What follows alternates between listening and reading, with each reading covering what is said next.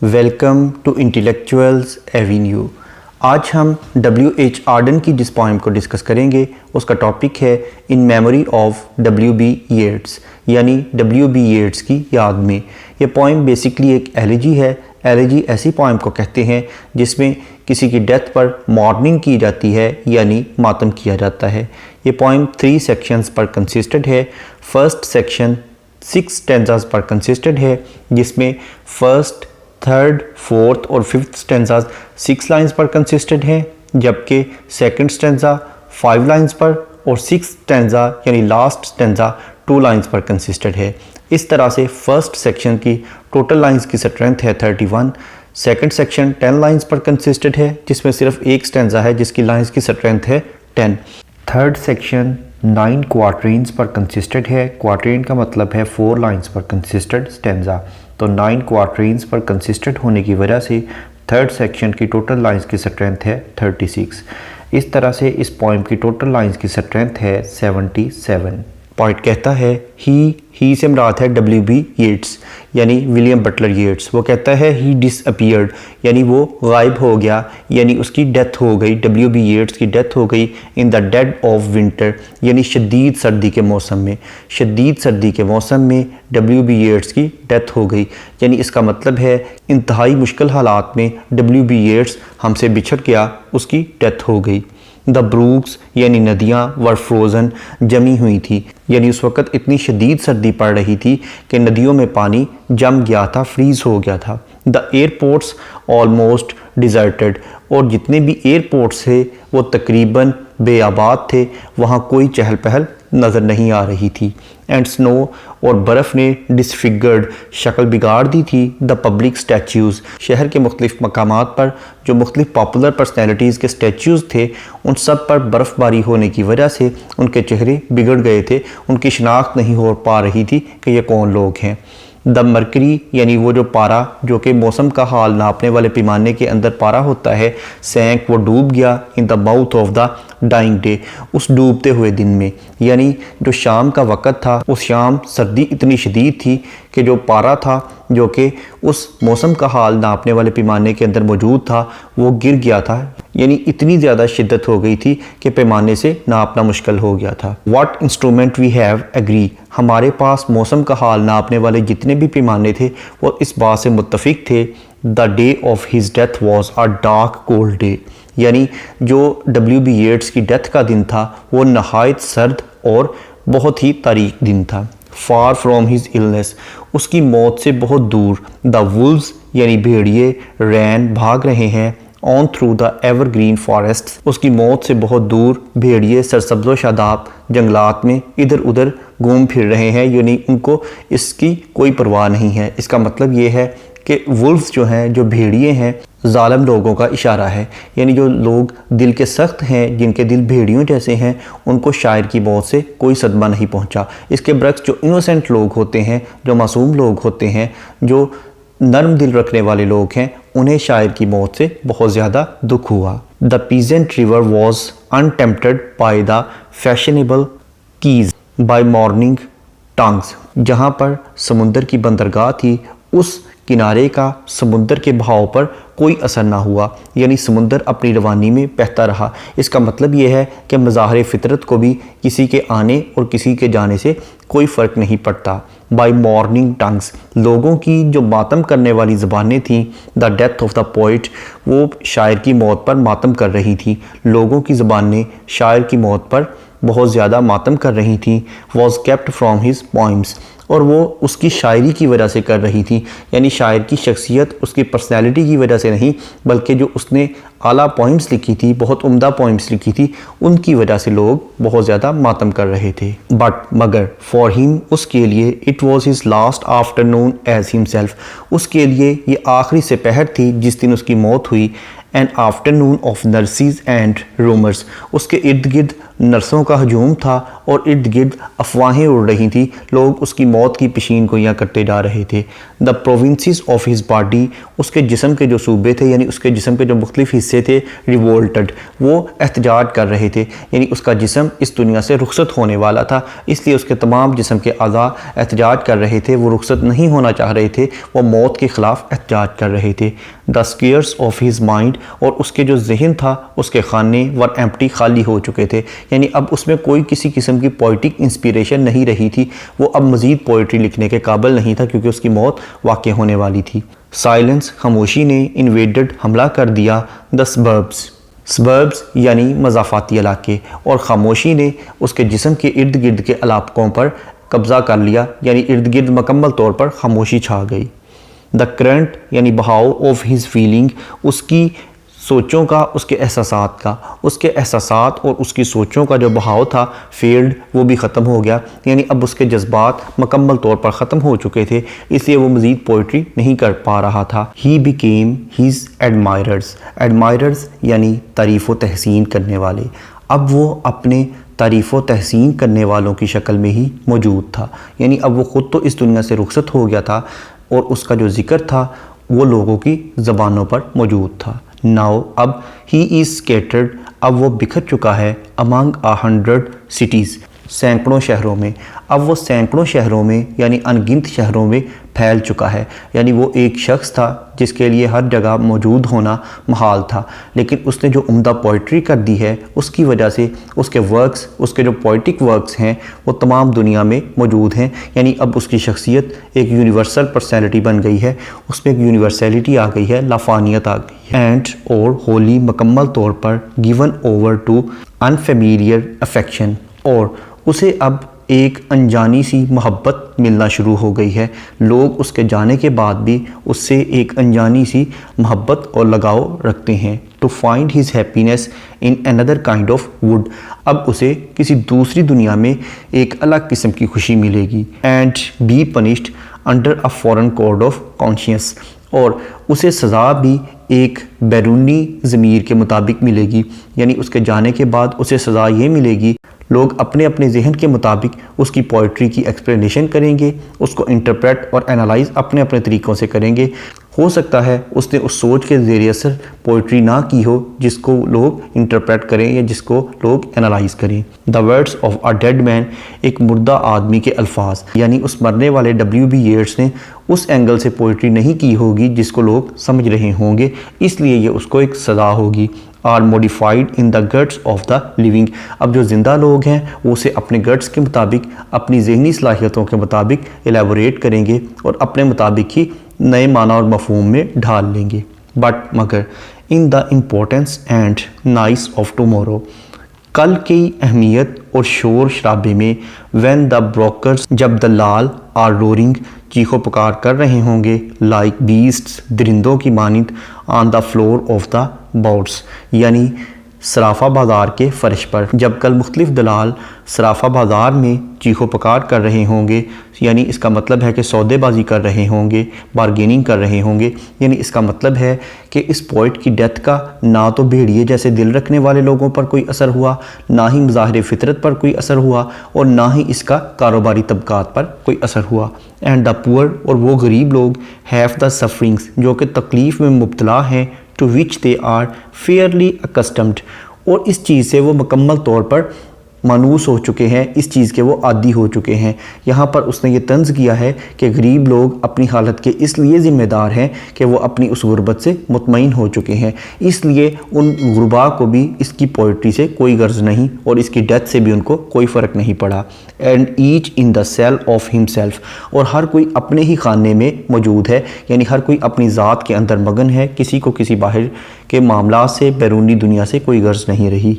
Is almost convinced of his freedom, हर कोई अपनी आज़ादी से मुतमईन है, हर शख्स चाहे वो ग़ुलाम ही क्यों ना हो, लेकिन जितनी उससे हल्की फुल्की आज़ादी मिली है उससे वो मुतमईन है, इसलिए वो अपनी दुनिया में ही मगन है, उन्हें भी बैरूनी दुनिया और इसके मामला से कोई गर्ज नहीं, इसलिए पोइट की डेथ का उन पर भी कोई असर नहीं हुआ।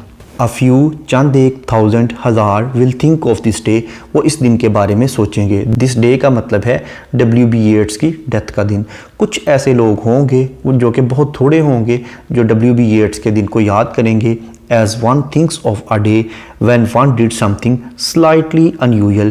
वो भी इसको कोई बहुत ज़्यादा अहम दिन नहीं समझेंगे बल्कि हल्का सा गैर मामूली दिन समझेंगे, यानी इसकी अहमियत आम दिनों से बहुत हल्की सी, बहुत मामूली सी मुख्तलिफ होगी। यानी पॉइट ये कहना चाहता है कि पोइट्री जो है, लिटरेचर जो है, वो अपने डिक्लाइन की तरफ जा रहा है, अपने जवाल की तरफ जा रहा है। आम पब्लिक को, गुरबा को और उमरा को और इसके साथ साथ सख्त दिल लोगों को और बज़ाहिर फितरत को इससे कोई गर्ज नहीं है। अदब के कदरदान बहुत कम हैं। इसकी रीज़न ये है कि जब पोइट ने ये पोइम लिखी उस वक़्त सेकंड वर्ल्ड वार होने वाली थी। इससे पहले फ़र्स्ट वर्ल्ड वार बहुत ज़्यादा तबाहकारियाँ मचा चुकी थी, इसलिए लोगों का रुझान अदब की तरफ बहुत कम रह गया था। What instruments we have agree, हमारे पास मौसम और हालात को मापने के जितने भी पैमाने हैं वो सब इस बात से मुत्तफ़िक हैं the day of his death was a dark cold day, कि WB येट्स की मौत का जो दिन था वो बहुत ही तारीक और सर्द दिन था। ये लास्ट 2 लाइन्स उसने रिपीट की हैं। You were silly like us, तुम हमारी तरह अहमक थे। अब वो पॉइट को डायरेक्ट एड्रेस करते हुए कह रहा है कि ए WB येट्स, तुम भी हमारी तरह अहमक थे। गिफ्ट सर्वाइव्ड इट ऑल, और जो तुम्हें शायरी की शक्ल में, पोइटिक इंस्पिरेशन की शक्ल में एक तोहफ़ा खुदा से मिला था, सिर्फ वही बाकी बचा है और इसने तुम्हें भी महफूज कर लिया है। अगरचे तुम्हारी डेथ हो गई है लेकिन तुम्हारे जो पोइटिक वर्क्स हैं उसकी वजह से तुम आज भी ज़िंदा हो, अगरचे तुम बेवकूफ़ थे, अहमक थे। The parish of rich women, और जो जदीद तर्ज़ फ़िक्र रखने वाली ख़वातीन हैं, फ़िज़िकल डिके, उनका जिस्मानी बढ़ापा तारी हो गया है। योर सेल्फ, तुम खुद। Mad Ireland hurt you into poetry, और तुम्हारे साथ आयरलैंड के लोगों ने बहुत बुरा सलूक किया और इसके साथ साथ तुम्हारी शायरी को भी बिगाड़ दिया। नाउ अब Ireland has her madness and her weather still, अब भी तुम्हारे मरने के बाद भी आयरलैंड जो है उसी बेवकूफ़ी में मुब्तला है और इसका मौसम वैसा ही है, यानी इसके हालात में कोई तब्दीली नहीं आई। The poetry makes nothing happen, तुम्हारी शायरी ने भी इनको तब्दील नहीं किया, तुम्हारी शायरी के ज़ेर असर भी आयरलैंड पर कोई फ़र्क नहीं पड़ा।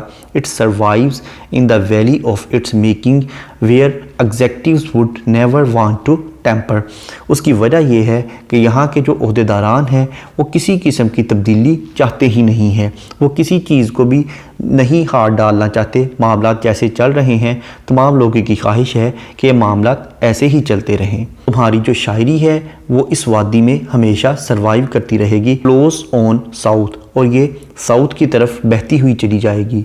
From branches of isolation and the busy Greaves, यानी मवेशी खानों की तन्हाई में और मसरूफ़ गमों में। रॉ टाउन्स, वो कस्बे जो कि अभी कच्ची आबादी पर मुश्तमिल हैं। दैट वी बिलीव, उनके बारे में हमारा यकीन है। एंड डाई इन, के वो भी ख़त्म हो जाएंगे। इट सर्वाइव्स, लेकिन फिर भी जो तुम्हारी शायरी है वो हमेशा ज़िंदा रहेगी। A way of happening a mouth, और तुम्हारा जो स्टाइल है, अगरचे जो तुम्हारी शायरी है इसके अल्फाज शायद मुर्दा हो जाएं, लेकिन इसके पीछे जो तुम्हारी टेक्निक है, तुम्हारा जो स्टाइल है वो हमेशा ज़िंदा रहेगा। अ माउथ, और वो तुम्हारी आवाज़ बनकर हमेशा गूंजता रहेगा। अगरचे तुम मर गए हो, तुम्हारा वजूद हमारे दरमियान मौजूद नहीं रहा, लेकिन तुम्हारे जो पोइटिक वर्क्स हैं अगरचे वो भी शायद ना रहें, लेकिन तुम जो एक नया तरीका पोइट्री लिखने का दे गए हो, तुम्हारी जो टेक्निक्स हैं, तुम्हारा जो स्टाइल है वो गूंजता रहेगा। वो आने वाले शायरों के लिए, आने वाले शोरा के लिए एक पोइटिक इंस्पिरेशन का काम देता रहेगा। अर्थ, ज़मीन ने रिसीव एन ऑनर्ड गेस्ट, ज़मीन ने एक बाइज़्ज़त मेहमान को कबूल कर लिया है, यानी जब तुम्हें कब्र में दफना दिया जाएगा तो उस वक़्त ज़मीन एक इंतहाई काबिल इज़्ज़त शख्स को कबूल करेगी। William Yeats is laid to rest, क्योंकि इसके अंदर विलियम बटलर येट्स आराम करने के लिए लेटा होगा। Let the Irish vessel lie emptied of its poetry, लेकिन जो आयरलैंड होगा उसका जो बर्तन है वो शायरी से खाली हो चुका होगा, क्योंकि आयरलैंड में सिर्फ तुम ही एक ऐसे शायर थे जिसने शायरी के बर्तन को भरा हुआ था, लेकिन तुम्हारी डेथ के बाद अब वो बर्तन हमेशा के लिए खाली हो जाएगा। टाइम, वक्त, दैट इज़ इनटॉलरेंट, जो कि किसी चीज़ को बर्दाश्त नहीं करता। Of the brave and innocent, वक्त ना तो किसी बहादुर को बर्दाश्त करता है और ना ही किसी मासूम को बर्दाश्त करता है। And indifferent in a week, और वो मुकम्मल तौर पर एक हफ्ते में ही लाताल्लुक़ हो जाता है टू अ ब्यूटीफुल फिज़ीक, एक खूबसूरत जिस्म से। यानी जितना मर्ज़ी किसी का जिस्म खूबसूरत हो, जब वो दफन हो जाता है, उसकी डेथ हो जाती है, तो एक हफ़्ते के अंदर अंदर वक्त उसे भुला देता है। यानी लोग उसकी कदर नहीं करते। वक्त किसी बहादुर और किसी मासूम की भी कदर नहीं करता।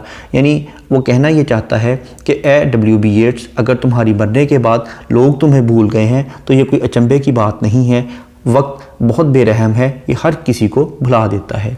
वर्शिप्स लैंग्वेज एंड फॉरगिव्स, यानी ये जो वक्त है ये ज़बान की पूजा या इबादत करता है या इसकी परस्तिश करता है। एंड फॉरगिव्स, और माफ़ कर देता है। एवरीवन, हर शख्स को, बाय होम इट लिव्स, जो कि उस वक्त में ज़िंदगी गुजार रहा होता है। पार्डन्स, कोवर्डाइस, और ये बुज़दिली को माफ़ कर देता है।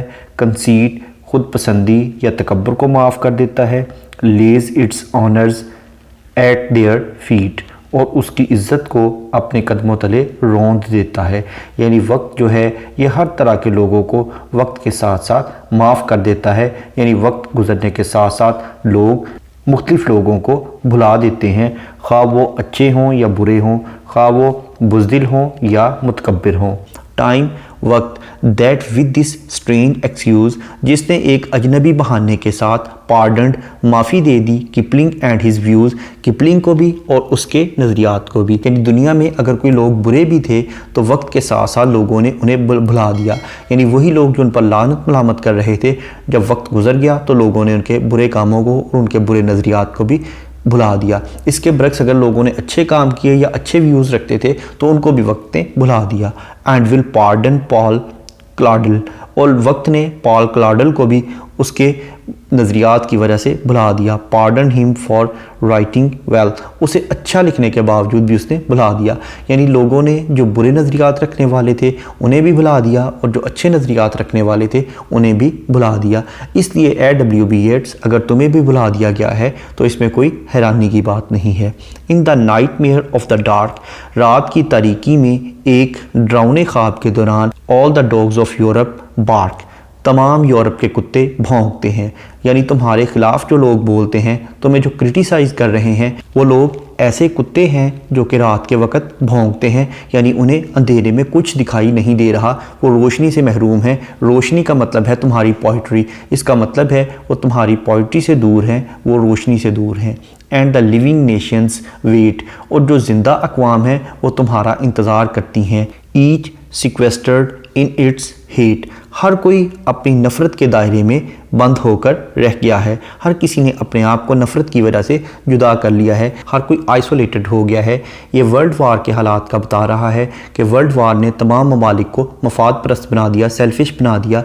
इसलिए हर कोई इज्तमाही फ़िक्र नहीं रखता, हर कोई इनफरादी सोच के ज़ेर नगी है। इंटेलेक्चुअल यानी अक्लमंदी और दानश्वरी वाली, डिसग्रेस बेइज्जती, stares from every human face, हर शख्स के चेहरे पर घूरती है। यानी लोग दानिश, अकल और फहमो फरासत से दूर होते जा रहे हैं, इसलिए वो लिटरेचर और अच्छे पोइट्स की कदर नहीं करते।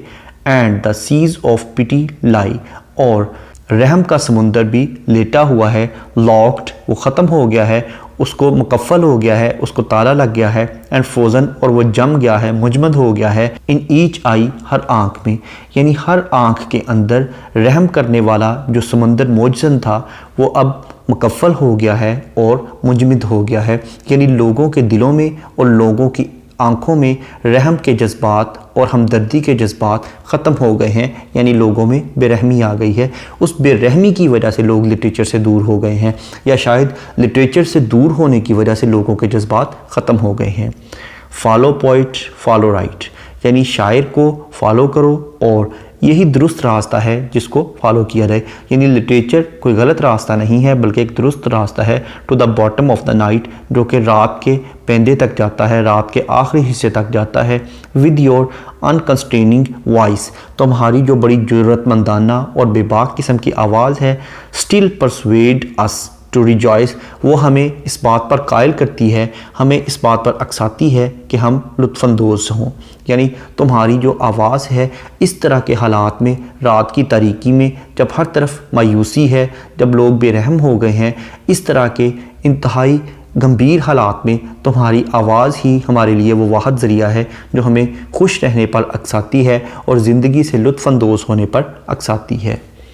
With the farming of a verse, यानी एक शायरी की तश्कील में, make a vineyard of the curse, यानी जो बुरे हालात हैं, यानी वो वाइन्स जो कि अकर्स्ड हैं, जो कि मलऊन है, जिन पर लानत मलामत हो चुकी हो, उनको तुम्हारी शायरी भी बनाती है। सिंग ऑफ ह्यूमन अनसक्सेस, और जो इंसानी नाकामी का गीत है, इन अ रैप्चर ऑफ डिस्ट्रेस, डिस्ट्रेस यानी बुरे हालात, और रैप्चर यानी बेखुदी या जोश।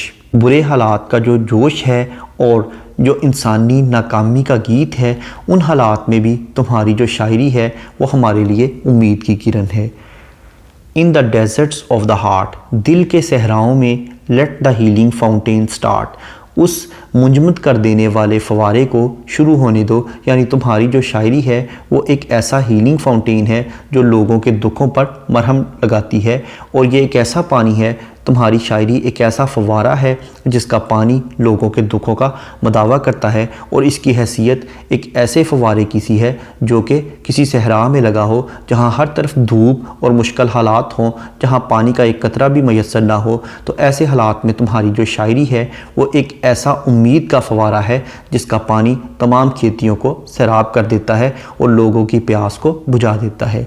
इन the prison of his days, अपने दिनों की कैद में, teach the free man how to praise, तुम्हारी शायरी आम लोगों को ये सबक सिखाती है कि किसी की तारीफ़ किस तरह करनी चाहिए। तुम्हारी शायरी लोगों को तारीफ़ पर उकसाती है, अगरचे लोग अदब से बहुत दूर हो गए हैं, लेकिन इसके बावजूद तुम्हारी शायरी बहुत ही एक्स्ट्रा ऑर्डिनरी है। इस वजह से लोग तुम्हारी शायरी से मानूस हो गए हैं, और तुम्हारी शायरी ने ही लोगों को तारीफ़ का हुनर भी सिखाया है कि किस तरह से शायरी की तारीफ़ की जाए।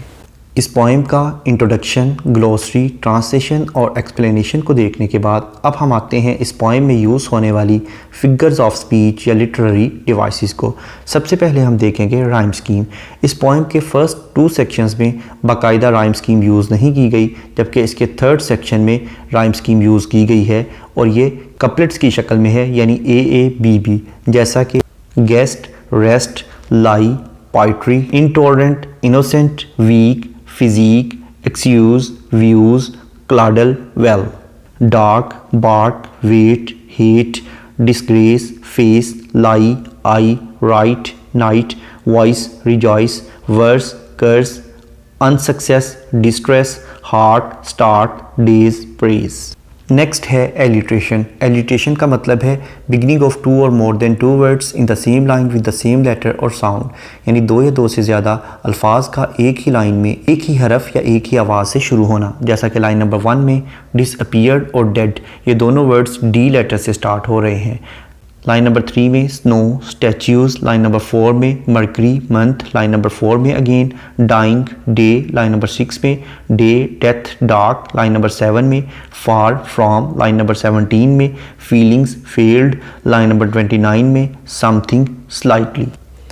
नेक्स्ट है कॉन्सोनेंस। कॉन्सोनेंस का मतलब है use of same consonant letter in the different words of the same line, यानी एक ही लाइन के मुख्तलिफ अल्फाज में एक ही कॉन्सोनेंट लेटर का इस्तेमाल करना, जैसा कि लाइन नंबर 1 में डिसअपीयर्ड और डेड, इन दोनों वर्ड्स के एंड पर डी लेटर यूज़ हुआ है जो कि कॉन्सोनेंट लेटर है।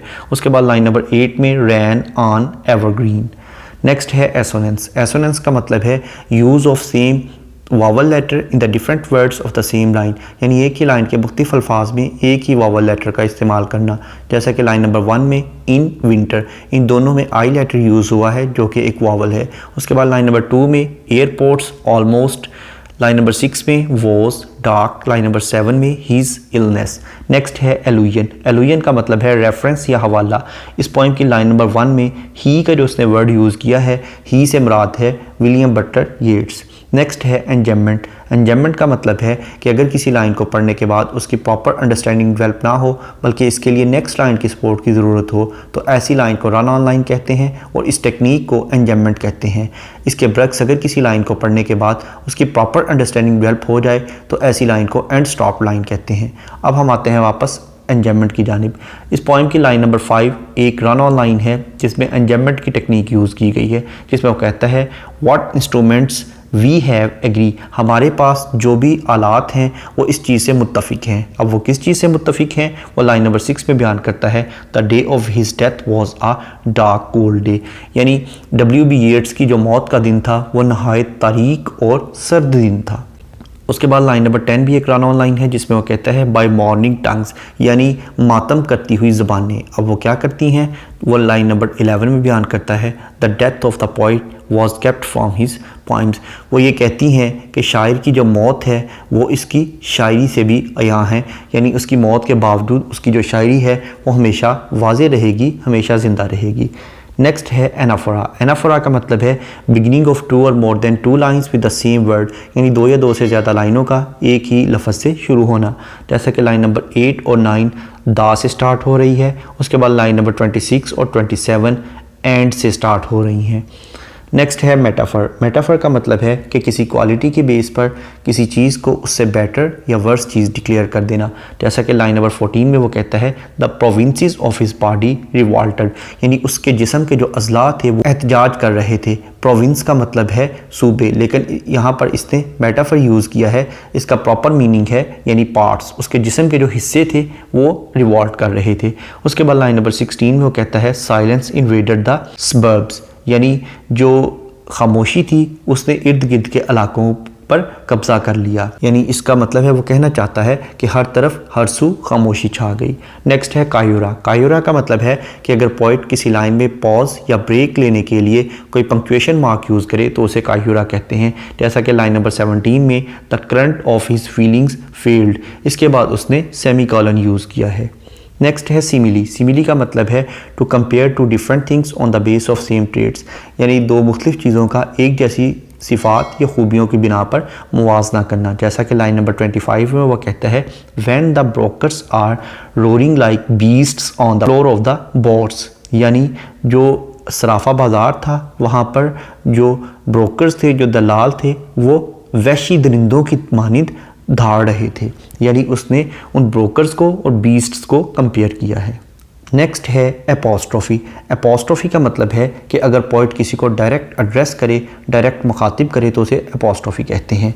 अगर हम इस पोइम के सेक्शन नंबर 2 की फर्स्ट लाइन को देखें जो कि ओवरऑल इस पोइम की लाइन नंबर 32 बनती है, इसमें पोइट कहता है you were silly like us A W.B. येट्स, तुम हमारी मानिंद ही अहमक और बेवकूफ़ थे।